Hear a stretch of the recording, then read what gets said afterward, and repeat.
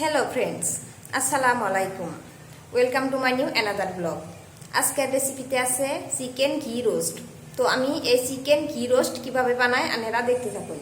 Chicken ঘি roast বানাবার জন্য কড়াই গরম হবার দিচ্ছি।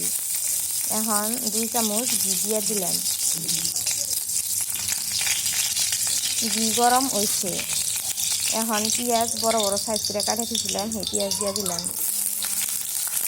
পেঁয়াজ বাদামি কালার ওয়ালইকে ভাজুমো। পেঁয়াজ কিন্তু বেশি মশমশা করে ভাজুম না, অল্প নরম ওয়ালইকে ভাজুমো।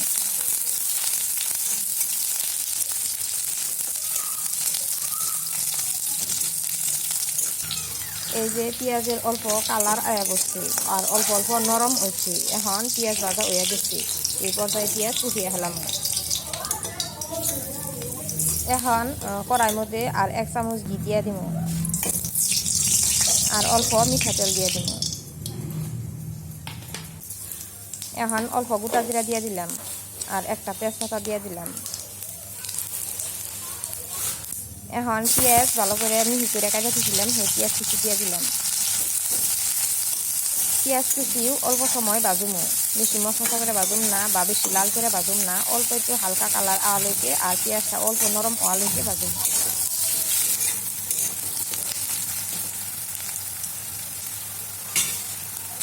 এখন এনে আদা রসুনের পেস্ট দিয়ে দিলাম। আদা রসুনের পেস্টের লগে পেঁয়াজও ভালো করে আবারও ভাজুম।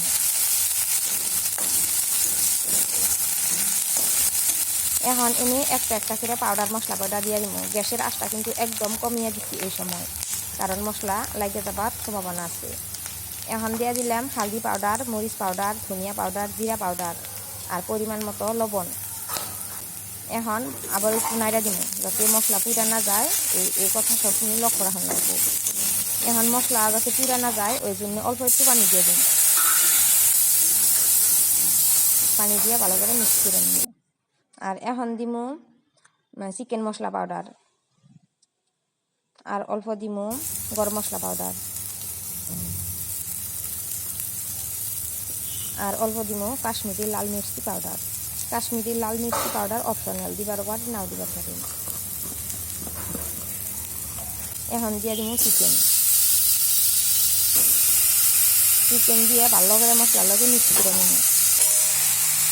এই রোস্টের মধ্যে আমি কোনো পানি ইউজ করি না। তো মশলাটাকে ভালো করে মিক্স করলাম আর বাইজা রাখা পেঁয়াজ দিয়ে দিলাম। দিয়ে নিয়ে আবার ভালো করে মিক্স করুন। মিক্স করে নিয়ে ঢাকনা দিয়ে ডাইকে গ্যাসের আঁচটা কমিয়ে 2 মিনিট কুক করুন।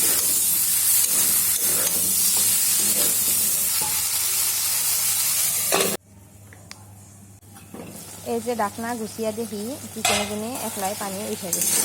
এই সময় আমি অল্প লেবুর রস দিয়ে দিই।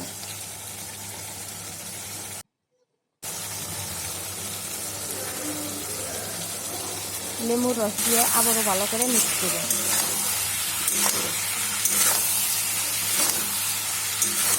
এখন আবার ঢাকনাতে ঢেকে দিব।